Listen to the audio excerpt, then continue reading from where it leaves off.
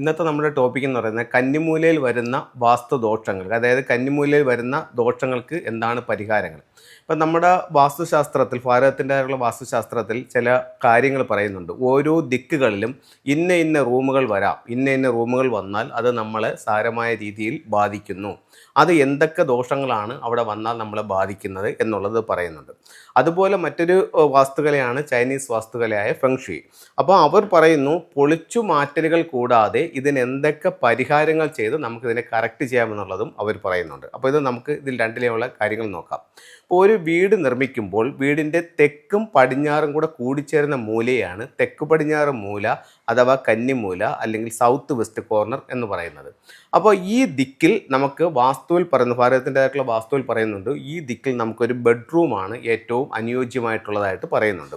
ഇപ്പം നമ്മൾ പലരും വീട് വെച്ചുപോയ സമയത്ത് നമുക്ക് ആ ഭാഗത്തൊരു ബെഡ്റൂം അല്ല വന്നിരിക്കുന്നത്. ചിലർക്ക് അവിടെ ഹാളായിരിക്കും, ചിലർക്ക് അവിടെ ടോയ്ലറ്റ് ആയിരിക്കും, ചിലർക്ക് ആ ഭാഗം ഒഴിച്ചിട്ടിരിക്കുകയായിരിക്കും, ചിലർക്ക് അവിടെ ലോക്കർ റൂം ആയിരിക്കും, അങ്ങനെ പല റൂമുകളായിരിക്കും.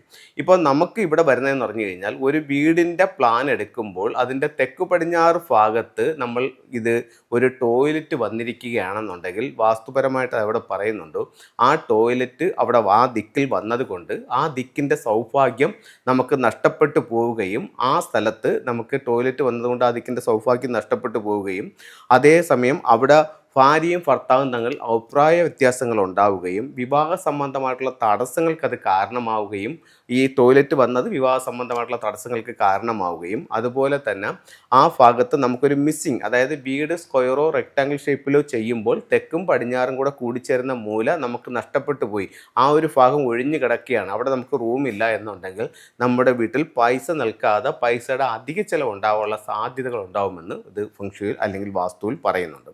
അപ്പോൾ നമുക്ക് ഇപ്പം നിങ്ങളുടെ വീടുകൾ നിങ്ങൾക്ക് പരിശോധിച്ച് നോക്കുമ്പോൾ ഇത്തരത്തിലുള്ള എന്തെങ്കിലും ഒരു ബുദ്ധിമുട്ടുണ്ടെന്നുണ്ടെങ്കിൽ അവിടെ ഇന്ന കാര്യങ്ങൾ സംഭവിച്ചിട്ടുണ്ടോ എന്ന് നോക്കാം. അതോടൊപ്പം പറയുന്നു, ഫെങ്ഷുയിൽ പറയുന്നുണ്ട്, അതായത് ചൈനീസ് വാസ്തുകലയിൽ പറയുന്നുണ്ട്, തെക്കു പടിഞ്ഞാറ് ഏതൊരു വീടിൻ്റെയും ദിക്ക്, തെക്കു പടിഞ്ഞാറ് ദിക്ക് ആ വീട്ടിലെ ഗൃഹനാഥയുടെ ദിക്കായി പറയുന്നുണ്ട്. അപ്പോൾ തെക്കു പടിഞ്ഞാറ് ഭാഗത്ത് നമുക്കൊരു നെഗറ്റീവ് സംഭവിച്ചു, അവിടെ ഒരു മിസ്സിങ് വന്നു, അതായത് ആ ഭാഗം കെട്ടിയടച്ചെടുത്തിട്ടില്ല, ആ ഭാഗത്ത് നമുക്കൊരു ടോയ്ലറ്റ് വന്നു, അങ്ങനെയാണെന്നുണ്ടെങ്കിൽ ആ വീട്ടിലെ ഗൃഹനാഥയ്ക്ക് ആരോഗ്യ സംബന്ധമായിട്ടുള്ള പ്രശ്നങ്ങൾക്ക് അത് കാരണമാകാനും ഉദര സംബന്ധമായിട്ട് യൂട്രസ് സംബന്ധമായിട്ടൊക്കെയുള്ള ബുദ്ധിമുട്ടുകൾ ഉണ്ടാവാനുമുള്ള സാധ്യത ഉണ്ടെന്ന് വാസ്തുവിൽ പറയുന്നുണ്ട്, അല്ലെങ്കിൽ ഫെങ്ഷുയിൽ പറയുന്നുണ്ട്. അപ്പോൾ അങ്ങനെ നമുക്ക് സംഭവിച്ചു കഴിഞ്ഞാൽ, ഇപ്പോൾ നമുക്ക് നമ്മുടെ സാമ്പത്തിക സ്ഥിതി അനുസരിച്ചിട്ടോ അല്ലെങ്കിൽ നമ്മുടെ പുതിയതായിട്ട് വെച്ച വീടായതുകൊണ്ടോ നമുക്ക് അവിടെ ഇപ്പോൾ പൊളിച്ചു മാറ്റാൻ പറ്റാത്തൊരു സാഹചര്യമാണെന്ന് കരുതുക. അങ്ങനെയാണെന്നുണ്ടെങ്കിൽ ഫെങ്ഷു പ്രകാരം നമുക്ക് അതിന് എന്ത് പരിഹാരം ചെയ്യാമെന്നുള്ളതാണ് ഞാൻ നിങ്ങളുമായിട്ട് ഷെയർ ചെയ്യുന്നത്. ഒന്ന്, ആ ഭാഗത്ത് ടോയ്ലറ്റാണ് വന്നിരിക്കുന്നതെങ്കിൽ ആ ടോയ്ലറ്റിനകത്ത്, അതായത് ടോയ്ലറ്റിൻ്റെ പുറത്തല്ല, ടോയ്ലറ്റിൻ്റെ ഉള്ളിൽ, തെക്ക് പടിഞ്ഞാറ് ഭാഗത്തുള്ള ടോയ്ലറ്റിൻ്റെ ഉള്ളിൽ ഒരു വളഞ്ഞ കത്തി വെക്കുന്നത് അതിനൊരു പരിഹാരമായിട്ട് ഫെങ്ഷുയിൽ കണക്കാക്കുന്നുണ്ട്. അതുപോലെ തന്നെ 5 റോഡുകളുള്ള ഒരു വിൻചയും ഈ ടോയ്ലറ്റിൻ്റെ ഉള്ളിൽ സ്ഥാപിക്കുന്നതും ഇതിനൊരു പരിഹാരമായി കണക്കാക്കുന്നുണ്ട്. അപ്പോൾ നമുക്ക് സാധാരണ തോന്നുന്നത്, എന്താ ഒരു ടോയ്ലറ്റ് വന്ന് അവിടെ ഒരു കത്തി വയ്ക്കുന്ന എന്തിനാണ്, അല്ലെങ്കിൽ ഒരു ബെല്ലിടുന്ന എന്തിനാണെന്ന് തോന്നും. ഇതൊരു 5 എലമെൻസിൻ്റെ തിയറിയാണ്, അതൊരു പഞ്ചഭൂതങ്ങളെ വെച്ചിട്ടുള്ള ഒരു തിയറിയാണ് ഫെങ്ഷു എന്ന് പറയുന്നത്. അപ്പോൾ ഈ തെക്ക് പടിഞ്ഞാറ് ഭാഗത്ത് വന്നിരിക്കുന്ന എലമെന്റ് ഒരു എർത്ത് എലമെന്റ് ആണ്. അപ്പോൾ ആ ഭാഗത്ത് ടോയ്ലറ്റ് വന്നപ്പോൾ ആ എർത്ത് എനർജി അവിടെ സ്വാഭാവികമായും വീക്കായി, പിന്നെ അവിടുത്തെ എർത്ത് എനർജി നമുക്ക് നല്ലതല്ല.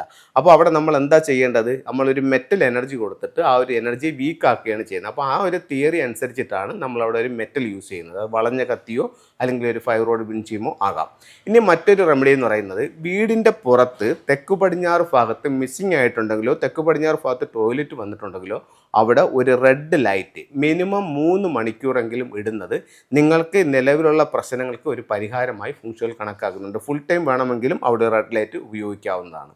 അപ്പോൾ ഞാനത് പറഞ്ഞു. ഇനി അടുത്തതെന്ന് പറഞ്ഞാൽ, അവിടെ നമുക്ക് ആ ഭാഗം മിസ്സിങ് ആണെന്ന് കരുതുക. മിസ്സിങ് ആണെങ്കിൽ നമുക്ക് ഈ റെഡ് ലൈറ്റ് ഉപയോഗിക്കാം. മിസ്സിങ് ആണെന്നുണ്ടെങ്കിൽ അവിടെ പിന്നെ വിൻചെയിമിൻ്റെയോ വളഞ്ഞ കത്തിയുടെയോ ആവശ്യമില്ല. അപ്പോൾ മിസ്സിങ് ആയിപ്പോയ അത്രയും ഭാഗം നമുക്ക് സ്ക്വയർ ഷേപ്പിൽ അത്രയും ഭാഗം നമുക്ക് ഇത് പിന്നെ കെട്ടിയെടുക്കാവുന്നതും നല്ലതാണ്. അതെല്ലാം നമുക്ക് സാമ്പത്തിക സ്ഥിതി ഉണ്ടെന്നുണ്ടെങ്കിൽ ആ നഷ്ടപ്പെട്ടു പോയ ഭാഗത്തെ കെട്ടിയൊരു റൂമാക്കി ചെയ്യുന്നതും ഏറ്റവും നല്ലതായി കണക്കാക്കുന്നുണ്ട്. അപ്പം കന്നിമൂല ഭാഗത്ത് ഇത്തരത്തിൽ എന്തെങ്കിലും ബുദ്ധിമുട്ടുണ്ടെങ്കിൽ ഇന്ന കാര്യങ്ങൾ വാസ്തുവിലും ഫെങ്ഷുവിലും പറയുന്നുണ്ട്.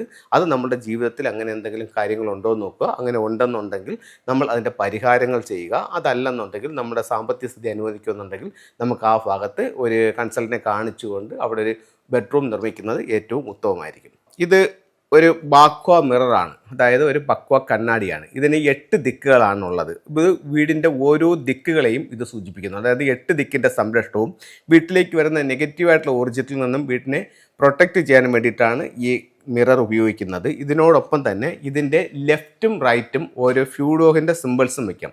അപ്പോൾ പക്വ മിറർ സെൻട്രൽ സ്ഥാപിക്കുകയോ അതിൻ്റെ ലെഫ്റ്റും റൈറ്റും ഓരോ ഫ്യൂഡോഗ് സിമ്പിൾസ് വയ്ക്കുന്നത് നല്ലൊരു പ്രൊട്ടക്ഷൻ സിമ്പിളായി ഫെങ്ഷുയിലിനെ കണക്കാക്കുന്നുണ്ട്. ഒരു പക്വ മിററും 2 ഫ്യൂഡോഗ്സും കൂടെ വീടിൻ്റെ മെയിൻ ഡോറിൻ്റെ മുകളിലോ അതിൻ്റെ ലെഫ്റ്റിലോ റൈറ്റിലോ സ്ഥാപിക്കുന്നത് വീട്ടിൽ നല്ലൊരു എനർജി പ്രൊട്ടക്ഷൻ സിമ്പിളായി ഇതിനെ കണക്കാക്കുന്നുണ്ട്.